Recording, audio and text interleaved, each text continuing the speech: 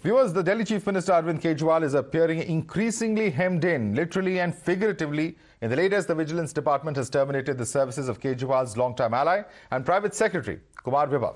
In its termination order, the department mentions a violation of appointment rules, non-compliance with background check requirements, and a 2007 assault case on a public servant. Sources are telling Times Now that AAP would challenge the removal of Kumar Vibhav in the Central Administrative Tribunal.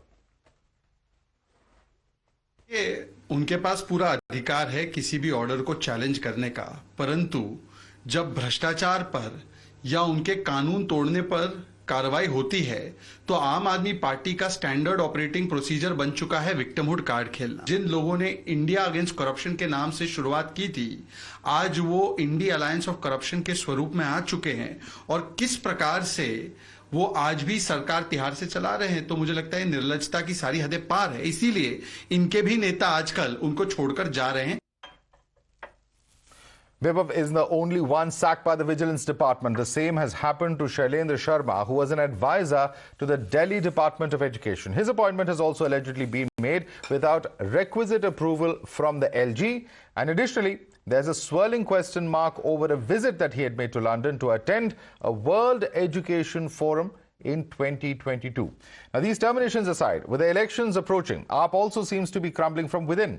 In a big setback last evening, AAP's Minister Rajkumar Anand resigned from the Kejriwal cabinet, and Aam Aadmi Party alleging that AAP had become corrupt and that it does not give adequate representation to Dalits or respect its MLAs and corporators from the community. हमें राजनीति बहुत सड़ी, बेकार, गंदी चीज लगा करती थी, लेकिन जब अरविंद केजरीवाल जी ने ये कहा कि राजनीति बदलेगी तो देश बदलेगी, तो वहां मेरा एक कनेक्ट हुआ कि हाँ, यही मैं क्या सोचता हूं और यही अरविंद जी कह रहे हैं, तो हमें उनके साथ हो जाना चाहिए। मैं साथ हुआ। और लेकिन आज जब लोग पूछते हैं तरह तरह के सवाल कि भाई राजनीति तो बदली नहीं, राजनेता बदल गए, तो मेरे को जवाब नहीं दिया जाता। The Aam Aadmi Party, however, is contending that Rajkumar Anand quit because of agency pressure and that Arvind Kejriwal has been implicated in false cases because of his good performance for the people of Delhi. देखिए, सभी दिल्ली वालों को पता है कि अरविंद केजरीवाल जी को झूठे आरोपों में गिरफ्तार किया गया है। क्यों किया गया है? क्योंकि अरविंद केजरीवाल वो शख्स हैं जो दिल्ली वालों को फ्री बिजली, फ्री पानी, अच्छे स्कूल, अच्छे अस्पताल, मोहल्ला क्लिनिक देते हैं। दिल्ली वालों में अरविंद केजरीवाल जी की गिरफ्तारी के खिलाफ बहुत रोष है, बहुत गुस्सा है। देखिए, सबको पता है राजकुमार आनंद जी ने क्यों इस्तीफा दिया। नवंबर में उनके घर पे 23 घंटे की रेड होती है, लगातार उन पे दबाव बना रहता है। Now, this is the curious case of Aam Aadmi Party's missing Rajya Sabha MPs. Some are missing from the ground, some are inactive on social media at a time when the party is battling its worst ever crisis. Are they indifferent to Arvind Kejriwal's arrest, or is there more to it? Times Now reporters reached the homes of these MPs. Watch this report to find out what they saw.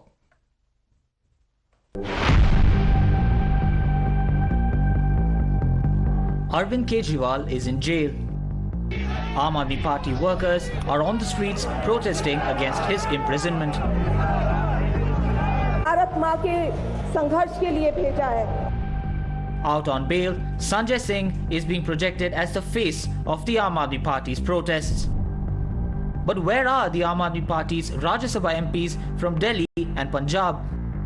Well, amid the ongoing political crisis in the Aam Aadmi Party after the arrest of Delhi Chief Minister Arvind Kejriwal, a question that looms large is why are 7 Aam Aadmi Party MPs missing in action? This includes Swati Maliwal, Harbhajan Singh. Raghav Chadha is in London for an eye-related treatment. He's making his presence felt only on social media. But what's happening at his residence? Take a look.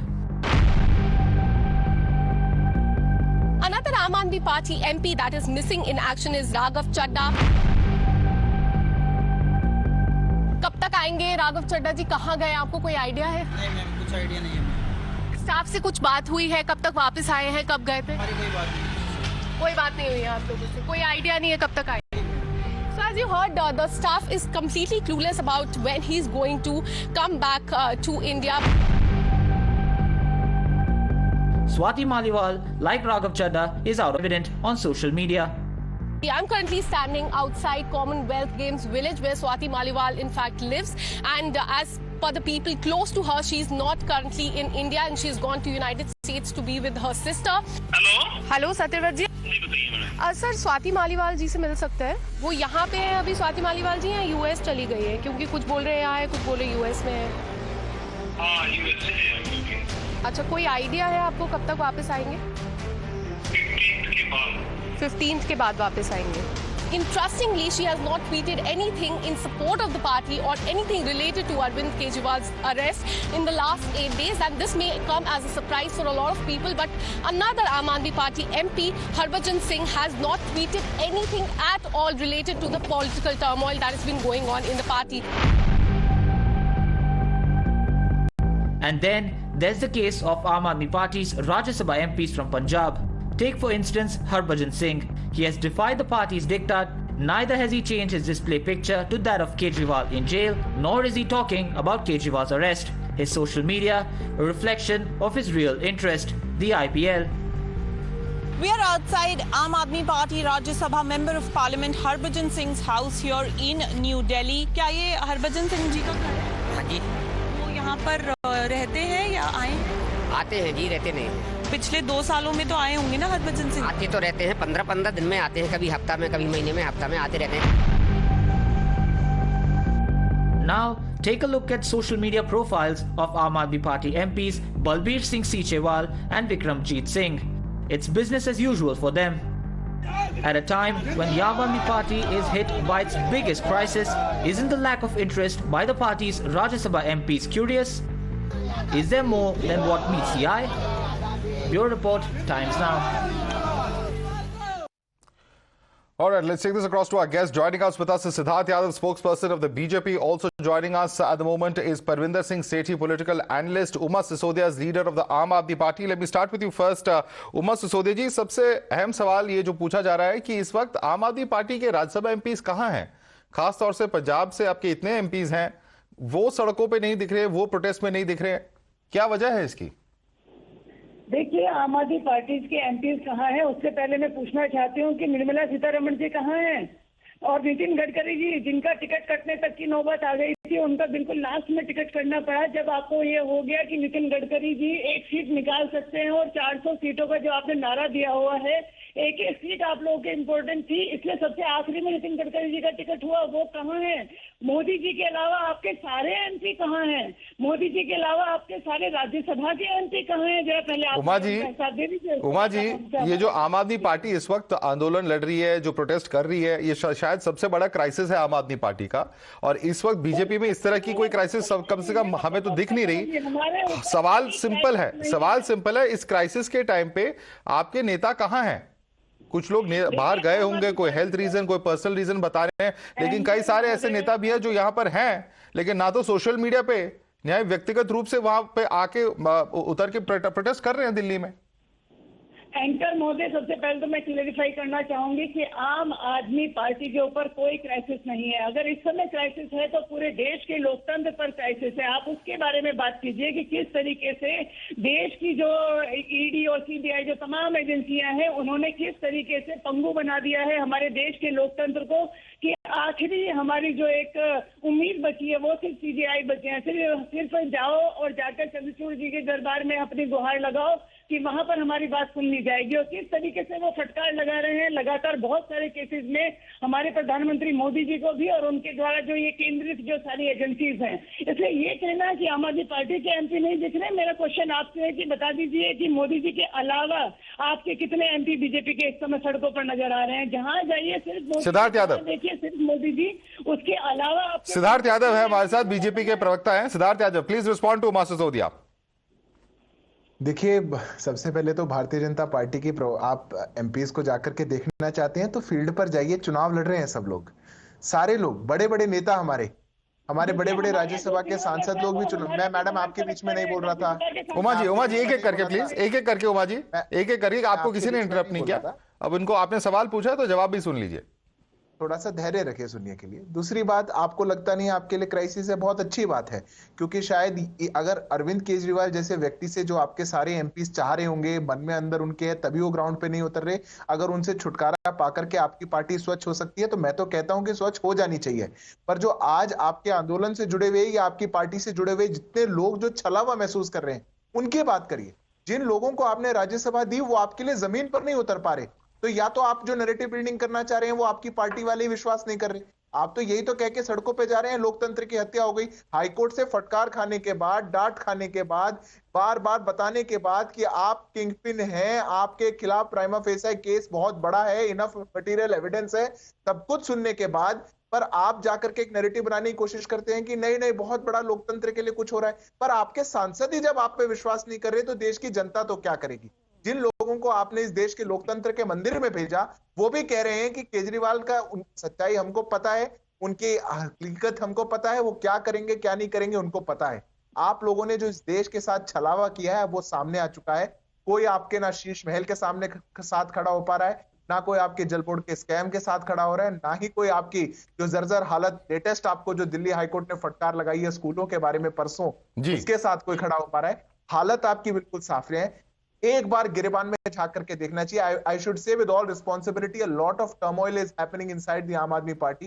That turmoil is only to throw away one kingpin of corruption of Aam Aadmi Party, Arvind Kejriwal, and probably take over his place by another kingpin. But currently, the situation that the people of this country are facing and the betrayal that they have faced is very... Okay, Parvinder Singh Sethi, there is turmoil going on within the Aam Aadmi Party. This is what Siddharth Yadav is saying.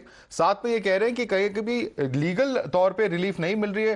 रोज जो हम पिछले 3-4 दिन से देख रहे हैं, कहीं ना कहीं सेटबैक्स मिल रही है। चाहे हम ट्राई कोर्ट की बात करें, जहां मीटिंग्स की मुलाकात की परमिशन नहीं दी जाती, चाहे हाई कोर्ट में गए या फिर सुप्रीम कोर्ट में अर्जेंट हियरिंग, जो भी प्लीज रही है, legally speaking at least Arvind Kejriwal को कोई खास सफलता नहीं मिली है पिछले कुछ दिनों में। नहीं, ये बिल्कुल ठीक बात है, क्योंकि इन्होंने जो संवैधानिक संस्थाओं का मिसयूज करके जो विपक्ष के नेताओं को जेल में डालने का काम करा, उसमें एक रिलीफ मिली है संजय सिंह की। संजय सिंह 6 महीने जेल में रहने के बाद आके उन्होंने मोदी जी के नाक में दम कर दिया। अरे आप बताइए ना, आपके प्रवेश वर्मा जी, आपके मीनाक्षी लेखी जी, डॉक्टर हर्षवर्धन, हंसराज हंस, विदुड़ी जी, जिन लोगों की आपने टिकटें काटी है, आपकी पार्टी के अंदर साइलेंट विद्रोह चल रहा है। आपको पता नहीं है कि आने वाले समय के अंदर देश की जनता और आपके नेता ही आपको हराने का काम करेंगे। आप जो देश के अंदर जो बड़ी लड़ाई किस बात की है कि आपने डेमोक्रेसी की हत्या करके डिक्टेटरशिप की राजनीति करी है। जो ईडी का गठन किया गया था वो ड्रग्स माफिया और टेररिस्ट के लिए किया गया था, जिसको आपने अपना एक टूल बना लिया, अपना एक कार्यकर्ता बना लिया। विपक्ष के नेताओं को उठा के आपने जेल में डालने का काम किया।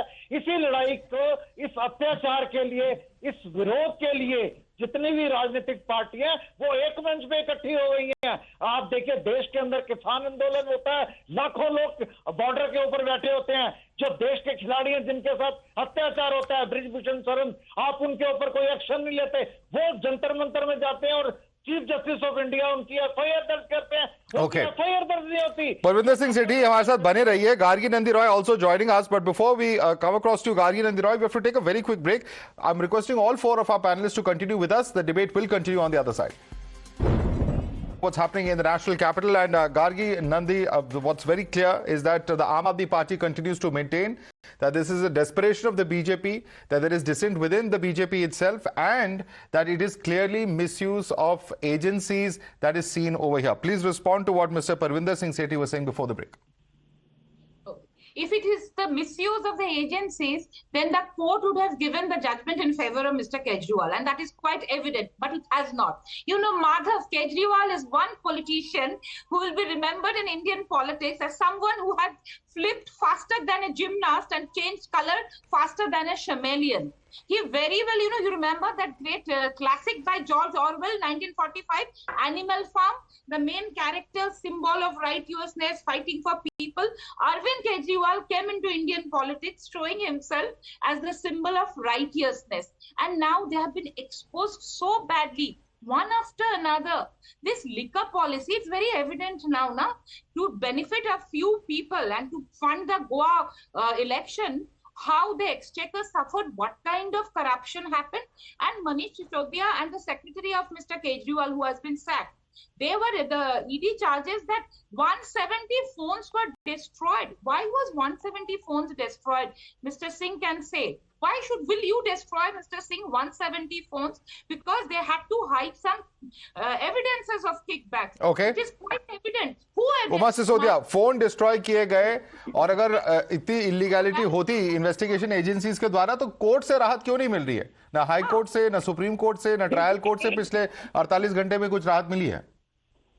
बिल्कुल, मेरे एक प्रश्न का जवाब मैं बिल्कुल जानना चाहूंगी आपसे कि संजय सिंह जी को आपने 6 महीने जेल में रखा और 6 महीने के बाद आपने कह दिया कि उनके खिलाफ कोई सबूत नहीं मिला।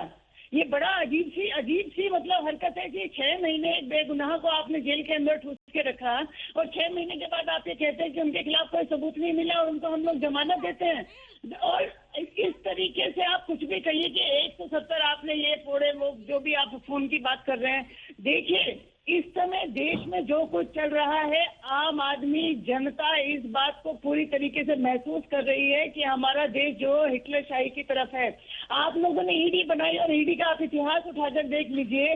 पिछले जब से 2014 के बाद जब से माननीय प्रधानमंत्री मोदी जी सत्तासीन हुए हैं, उसके बाद ईडी ने 98% सिर्फ जो विपक्ष के नेता हैं उनके ऊपर छापे मारे हैं। Okay. और उनमें से ज्यादातर ने बीजेपी को ज्वाइन कर लिया और उसकी वॉशिंग मशीन में धुल के। All right, but the legality is certainly, of course, I wish we could have debated on this much longer. Incidentally, the court has also said that Sanjay Singh's case of bail cannot be used as a precedent as well. So there is that legal aspect as well. But certainly a heated debate, a heated fight over what's happening as far as the Liquorgate probe here in the National Capital is concerned. Siddharth Yadav, Gargi Nandi, Parvinder Singh Sethi, Uma Sisodia, thanks so much for joining us this evening.